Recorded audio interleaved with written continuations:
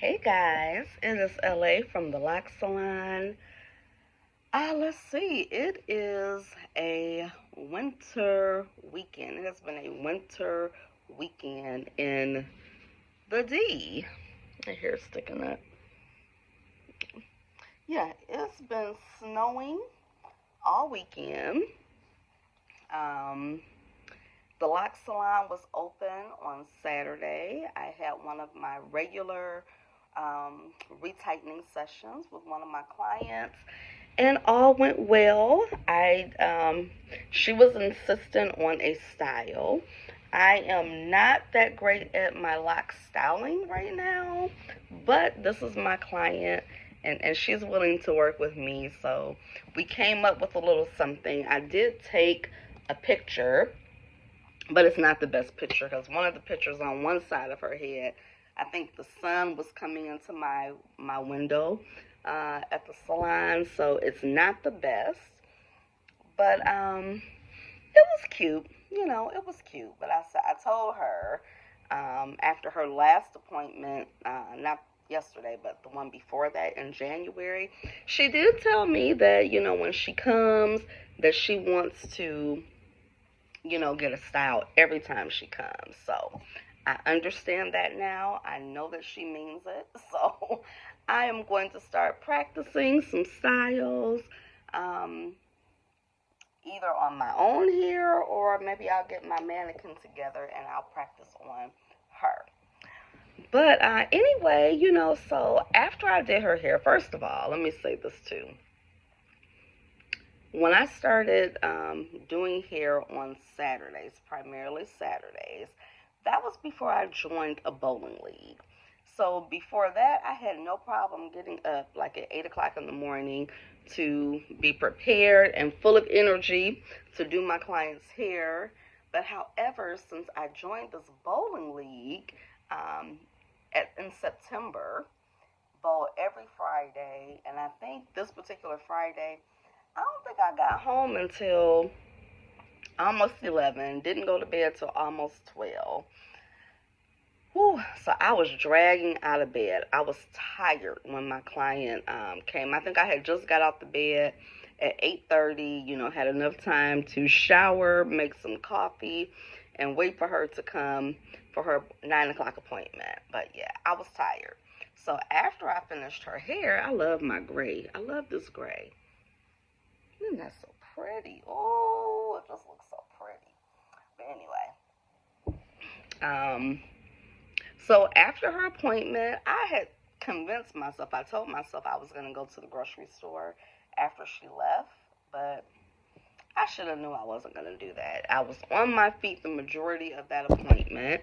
I got her hair done in like 4.5 hours, add on another 20 minutes to working out the style that we came up with. But I got in the bed. I ordered DoorDash for my dinner, and I actually still have some left over. So I'll be eating that for my dinner today. I ordered some Mediterranean food, the deboned chicken, which I think that's so funny that they call this deboned chicken. Because I'm like, what did you debone? I mean, it's a chicken breast, and I don't feel like it's the chicken breast from the actual bone that they pulled off of that bone. I just feel like they just cooking chicken breast. But anyway, so that's what I ordered: deboned chicken and rice, and I got a nice side fattoush salad that I'm going to enjoy. So I wanted to come on today just to give you that little bit of information about the Lock Salon being open on yesterday. But yesterday when I was laying in bed, resting my head, after my hard day or my long day on my feet, I started looking, I was on in one of my Sisterlock groups, and I came across this disturbing post. It was disturbing because a young lady was saying that, she cut off her 6-year Sisterlocks. So she cut them off and she had them all spread out, took this picture of these locks. Somebody asked her what was she going to do with them. Was she throwing them away? Was she saving liking them, she responded that she was going to sell them. I told my daughter this, and she was like, "Oh, well, that's different." And I get it because people are actually doing lock extensions. I mean, essentially, that's human hair, right? So I was scrolling through the comments. There was a lot of comments, and I was really intrigued by the comments that people were like, "I'm in that same boat. I'm cutting my locks. I've been locked for 6 years, 7 years. I saw somebody as little as 4 years, Sisterlock. They were specifically talking. This group is for Sisterlocks, and they're cutting their locks off, and I'm like, you're tired of Sisterlocks already after 4 years, after 6 years, and so I think by the time I was looking at this particular post, it was probably like 82 comments on there. So I didn't want to ask my question. The question I wanted to ask was like, well, why did you cut your locks? What made you want to do that? But I just kept scrolling because I figured somebody else in these 82 comments probably asked that question. And they did. And I was very disheartened to find out the reason that she cut her locks, or, yeah, that she cut her locks. And it was what I feared. I feared it. I'm telling you, I felt it. I felt it. I felt it right here. I knew it was about the money. I knew it was about the money, and I knew it was about some of the business practices of Sister Lot Consultants. And so that's what she said, that it had become very costly. One person who responded to her comment was that, her, when she first got her Sister Locks, that she started off with 8-week retightenings, and then it went to 6-week retightenings to 5-week retightenings. And that does increase, the cost that you're paying. I started my clients off at 5 weeks for their retightening, not because I just wanted them coming every 5 weeks so that I could get money every 5 weeks. It was really more so like, okay, that's what my last consultant had me on. And it's also a way for the consultant to just kind of manage your locks a little bit better, because really, if you let somebody go 7 and 8 weeks, they could potentially have a lot of new growth in 2 months. So like I said, my client who came in 5 weeks, it took me 4 hours to do her hair. If I pushed her out to like 8 weeks, I would be doing her hair for 8 hours. That's a long time. But I think anywhere between 5 to 6 weeks is okay. It has to be equal. But one thing when we do go over as a consultant, when we are talking to clients, it's very important that you do your research. Because Sister Locks is a financial investment. It's a financial investment from the day you start, because most consultants charge a consultation fee. Yes, that consultation fee does come off the price of your quoted establishment once you get to that point. But yeah, you got to get them maintained. And we ask you, are you ready for this? Because you're going to have to get your hair done anywhere between 4 to 6 weeks. That's average. I think 8 weeks is a stretch. I would only give somebody 8 weeks if their hair just did not really grow. Because I think that's the only way to really give somebody 8 weeks. So my cousin, who is a consultant that started my hair, I believe she started me off on a 6-week rotation. We could have changed it, but that's up to you and your consultant. But here's the thing. Your consultant is not your boss. You are in charge of your hair. Your consultant is one consultant of many. There are other consultants out there. So if your consultant wants to force you into getting your hair done and it doesn't fit into your schedule, where it's time constraint or financial constraint, then find another consultant. Don't cut your locks. Don't let them have that kind of control over you. I'm like, I wish that I could have had a conversation with that person before she made that decision. Sisterlocks for sure is about the money, and the consultants are kind of, we're kind of like pushed like, oh, charge for this, charge for that, charge for this. Sometimes those charges are warranted.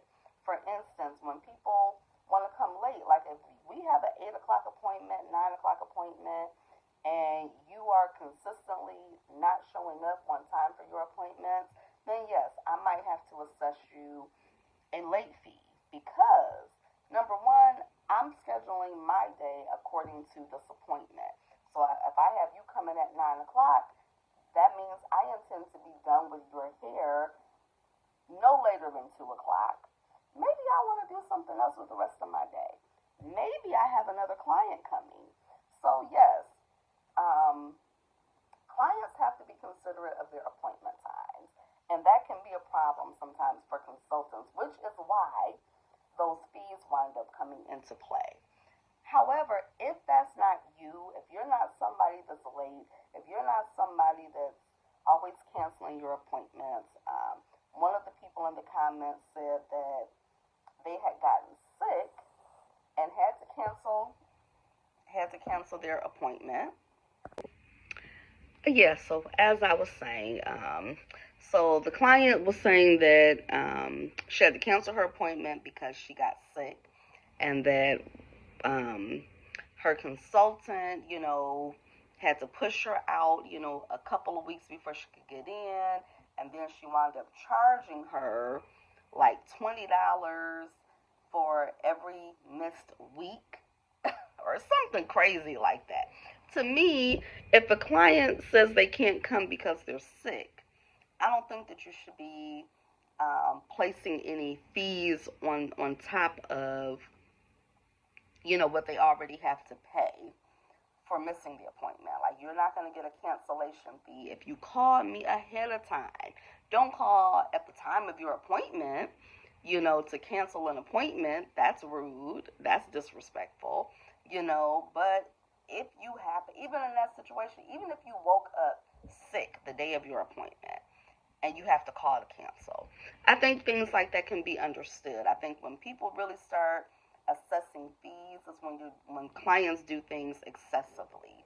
But in this case, I still would not let a consultant and whatever business practices that consultant has make me cut off my locks. Locks that I've been growing, taking care of. Remember, you as a client, you as a Sisterlock wearer, you are providing the most important care to your hair, not your consultant who is retightening your hair or even styling your hair. So don't give them all of that power. This is supposed to be a mutually beneficial relationship. I'm doing your hair for a fee. You are getting your hair done. You don't have to sit there like I sit there, retightening my hair, arms up and hurting and blah, blah, blah. It's a mutually beneficial relationship. I'm not in business to break anybody. I'm not in business to make people feel like they need me, they can't survive without me. Unfortunately, it's a lot of consultants out here. I think that's a shame. I mean, I hear some of the stuff in the Sisterlock groups, where they dropping fees on people and people are charging outrageous amounts of money. I mean, like my client, for the style that I gave her yesterday, I charged her an extra $20. It took about 30 minutes or so to get the style, but so to me I think that's nominal, $20. But I think I had one of my sorority sisters that said she had a consultant like charge her $30 for like doing a little braid in her hair, one braid. I could see $10. It's just all about how much time is invested in creating a style.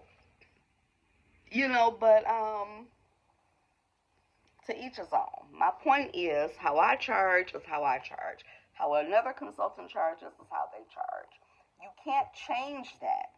However, you can shop around. Find another consultant in your area. Interview them just like they're going to interview you. Most of the time, we're going to do a consultation before we make an appointment to find out what's going on with your hair before I quote you this price.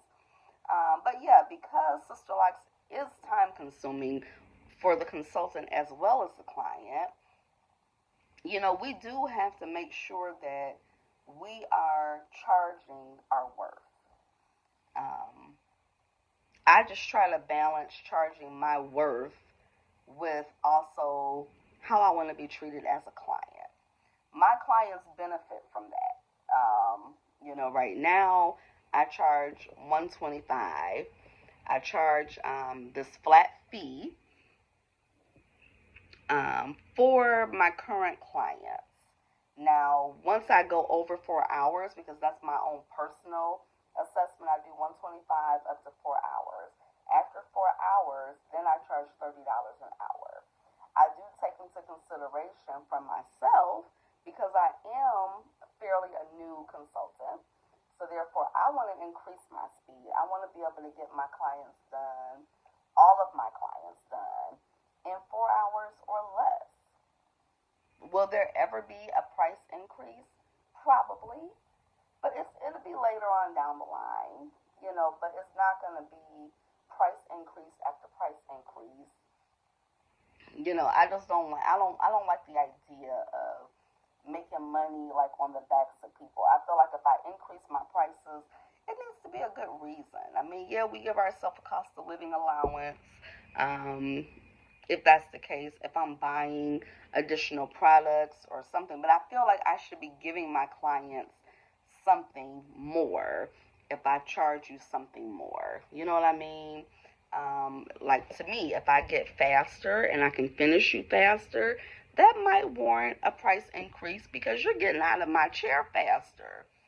And that also means that I invested in myself practicing outside of when I'm doing your hair so that I can increase my speed. The other thing that I want to say, the Sisterlock home office does offer training for retightening your own hair. I took that class well before I ever thought that I would want to do my own hair or need to do my own hair. I took the class because I feel like anytime you get any type of hairstyle that is semi-permanent, because Sisterlocks can be cut out, they can be combed out. If you were crazy enough to want to comb out these skinny freaking locks, I would not. But they're not as permanent, as some people say that they are. But anything that you are committing, you're putting in your hair, you should have an idea of how to maintain that because anything could happen. You could lose your job. Your consultant could go away for whatever reason. I see consultants relocate, consultants retire. So if your consultant, no longer is in business, you don't want to be like, oh, what am I going to do? I don't know how to do my own hair. At least, learn how to, maintain your edges. You can take that class. I think the class is $200. It may be other ways. There got all kind of videos on YouTube where people are interlocking hair. You can learn to maintain your own hair. I do it. I'm at the point where I'm kind of tired of retightening my own hair, but I'm doing it because that's just where I am right now. I have not yet found a consultant that is willing to embrace all of this hair, embrace all of these strands of locks. Okay, so when I sit in somebody's chair, I don't want them moaning and groaning about doing my hair. I want them to appreciate me as a client and not act like I'm a bother to them because they did not establish my locks and they want to be mad at whoever established my locks and don't maintain my hair. I don't get that whole idea. And the Sisterlock community is kind of like, if I established you, you are my client forever. Not necessarily, because things happen. People change their consultants, just like before we got Sisterlocks. How many of us only went to one beautician? Who only went to one salon? We change things for different reasons. You don't own a client because you established her hair. And if somebody has to come to you after being at somebody else's chair, you shouldn't be sitting up there, oh, why that person give you all these locks and they're not doing your hair. I have, encountered a couple of unprofessional Sisterlock consultants in my journey. And I am so glad that I had the forethought to take that class to learn how to retighten my hair.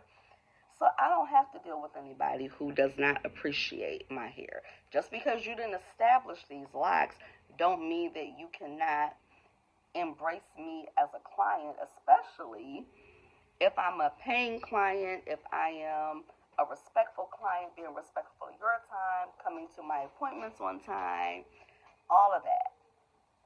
Appreciate me. You don't appreciate me, I can take my money elsewhere. I'm not giving anybody my money if they're going to have a problem with doing my hair. So until I find that special person who will sit there, and I got to check myself too, because it might take them some time to do my hair. And that's another reason why I do my own hair right now, because I don't want to sit in somebody's chair if it's going to take them 7 hours to do my hair. I don't even want to sit 6 hours. I think I'm only comfortable doing 5 hours. If you can't do my hair in 5 hours or less, I'm not doing it. And see, I have that ability to be choosy because I took my own power back when I learned how to do my own hair. That's power. That's a powerful thing. So I don't have to feel like, if somebody raises their prices, you want to charge me $200 for a retightening? Oh, you want to go up to $180 for a retightening and then have me come every 5 weeks or every 6 weeks? No, ma'am. I'm not spending $200 on my hair practically once a month. I'm not doing it. So, I don't want to see those type of stories. I don't want to see anybody else with Sisterlocks cutting their Sisterlocks out because of a financial reason, because their consultant, went up, or their consultant is charging them all these extra fees, or whatever the case is. Please learn to do your own hair.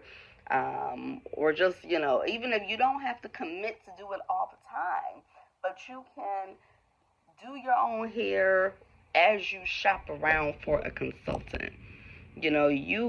Clients, the consultants would not be in business if it was not for the clients. And some of our Sisterlock consultants forget that. We are here to service our clients. Our clients are not here only for the purpose of making us money. Yes, I don't do this job. I don't do Sisterlocks full time. But I don't think my attitude would change, because to me, I feel like before I started overcharging people for retightnings, I would want to add additional services to my business if I needed to make more money. I'm even considering, taking the cosmetology course so that I can learn how to do nails, learn how to do facials. Add something else, to your roster instead of, trying to charge people for doing the same. If it's going to take me the same 5 hours to do your hair, I'm not going to go from $125 and then all of a sudden now I'm charging you $200 for a retightening. Or I'm going to tell you, you got to come every 5 weeks, and if that don't work for you, then you got to go somewhere else. I don't roll like that, and I wouldn't appreciate anybody trying to roll like that with me. But the only way you can get yourself out of that cycle is to take your power back. Learn how to do your own hair. And I'm not going to tell you it's easy, because even when I learned how to do my own hair, the first the first time I tried doing my own hair, I was about ready to cut this. I was like, Lord, why did I get these Sisterlocks? I was like rethinking everything. But that's because I really wasn't ready.